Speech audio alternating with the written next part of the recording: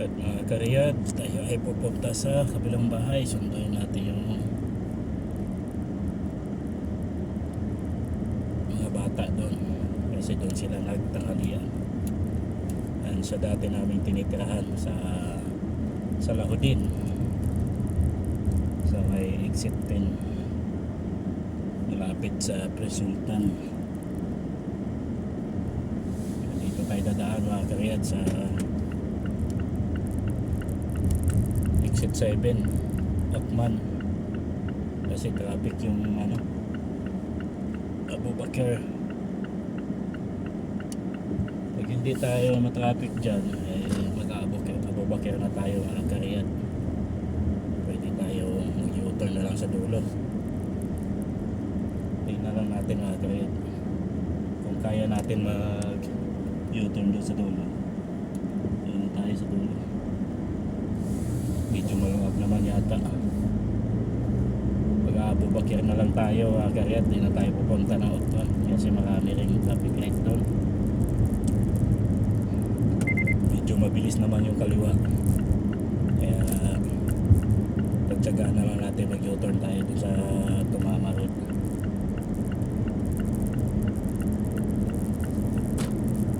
Kaya diretso na lang tayo doon tayo mag-U-turn. Malayo kasi ang U-turn dito. Kung malapit lang sana, mabilis lang tayo makakarating doon. Kaya lang malayo, kaya tsaga tayo dito. Doon na tayo sa dulo ng exit.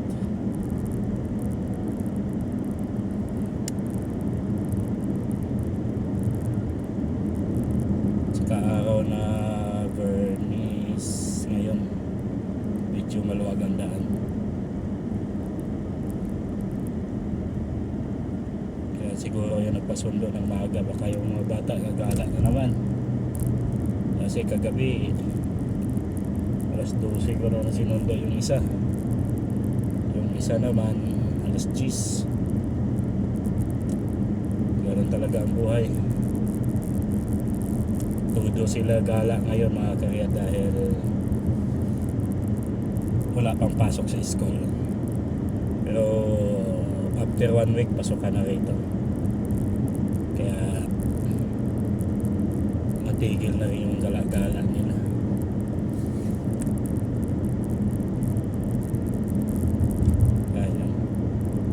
Layo ng U-turn dito mga kariyat.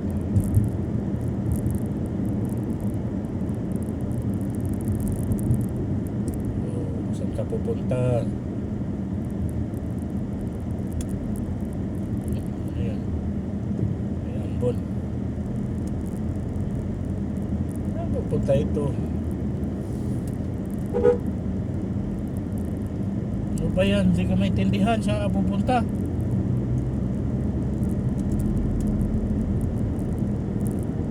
Siya pala yung patalsik ng tubig.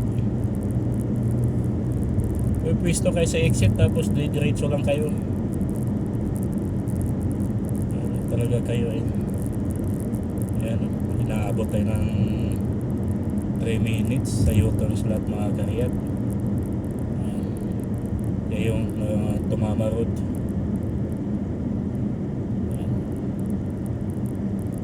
Kaya lang di tayo U-turn lang tayo kasi pupunta naman tayo sa Lahodin. Doon tayo tutuloy sa Presultan University.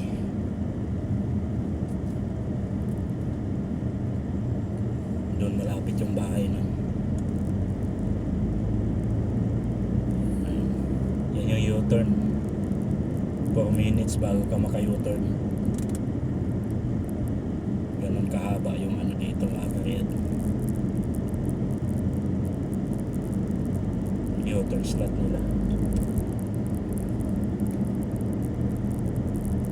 Kahit doon na sa tapat ng bahay yung pupuntahan mo ay talagang iikot ka. Kaya pagpunta ko ng Tamimi, malapit lang sana kung may kaliwaan dyan. Kaya yung Tamimi sa kanan. Yan, nakita niyo yung may McDo. Yan, dyan yung Tamimi. Eh, Tamimi yung may kulay pula na sulot sa kanan. Wow, galing. Kaya kayo nagkabunggo-bunggo kasi bigla kayong niliko, bibigla kayo papasok sa main road, papunta kayo sa service road. Kung ano lang maisipan nyo kasi dito tayo sa gitna. Yan, tama na yung chicken line, wala nang manggulo sa edyo, dire-diretso na yun.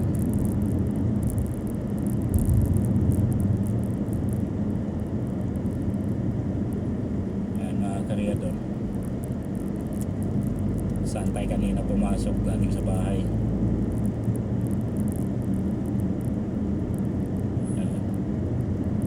Sa pag-u-turn pa lang galing sa bahay, abutin na tayo ng 7 to 8 minutes. Ganon kalayo ang U-turn slot dito.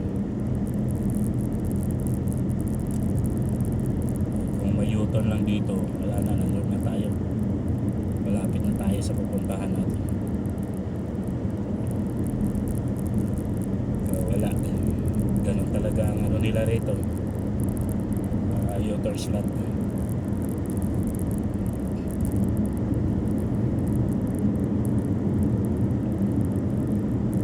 Dito lang tayo sa gitna. Dito ako kanina lumabas, inaabot ng 7 minutes bago nakabalik. Ganun kalayo ang U-turn niya.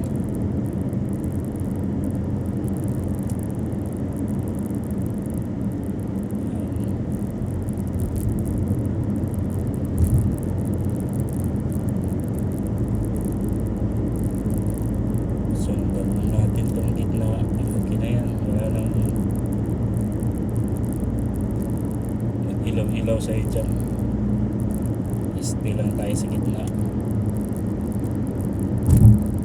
kasi pag nandun ka sa pass line, ilawan ka ng ilawan ng mga ano dyan, rabo, para safe. Dito lang tayo sa gitna, saan na tayo tatabi pag i-exit. Kaya niya ng nakaw.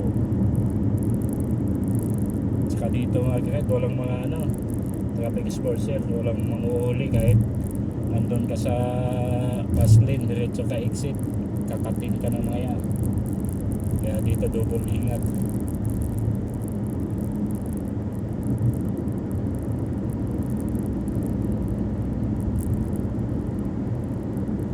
Bantayan mo talaga yung mga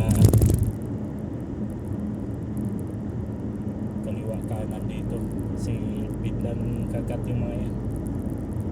Tingnan mo yan, yan, buntot ng buntot, buntotan niya yan. Kung hindi yan pagbigyan, ilawan niya. Kapag nandito sa gitna, wala silang karapatan mag-ilaw-ilaw, walang pass lane dito.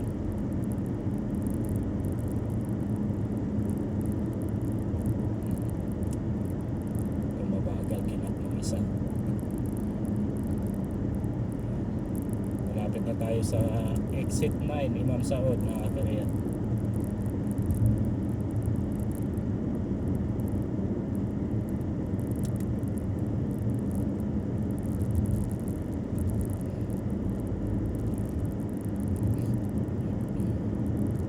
Yan, exit 9 na itong tulay na to, Imam Saud.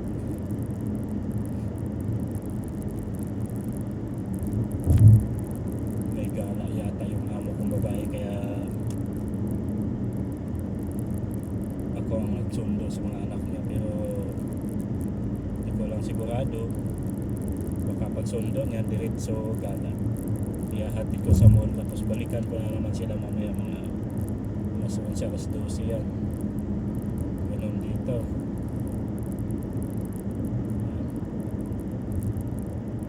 Alright, ito ay exit 10 na tayo, King Abdullah Road. exit ng King Abdullah yan. Pero sa taas na tayo. Doon na tayo exit sa ano, may university sa Rizultan.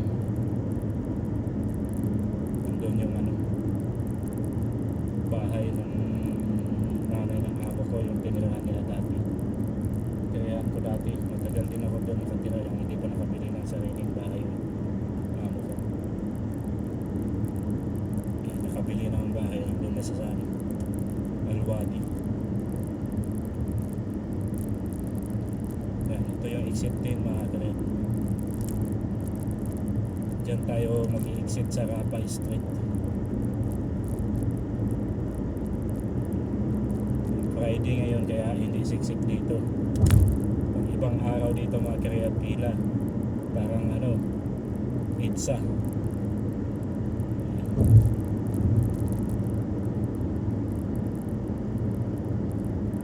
Tabi na tayo.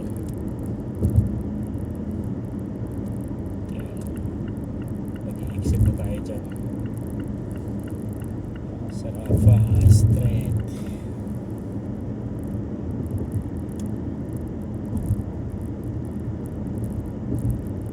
Dito tayo mag-i-exit. At sa pasukan dito na rin ako araw-araw kasi dito daw mag-aaral yung hinahatid kong dalaga, first year college.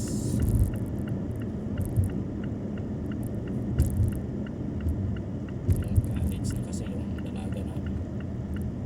Kaya dito yan. Ito pag may pasok dito mga karet, puno to. Siksikan dito at mabagal. Kasi dyan lang yung gito sa unahan.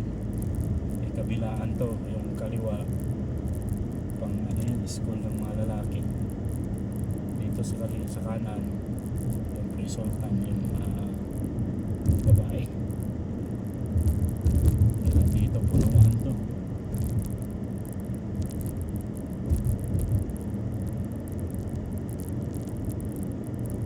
Saan yung dito nga dito papasok. Dito yung mga papasok ng mga karet. Dito sa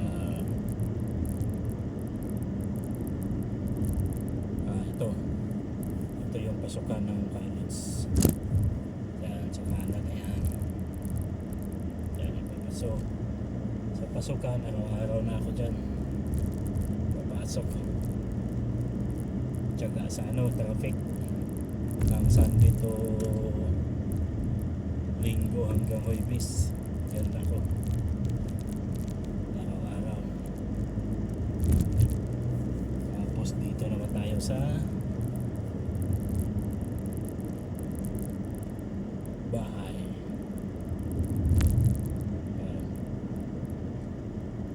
Malapit yung bahay nga dito sa university.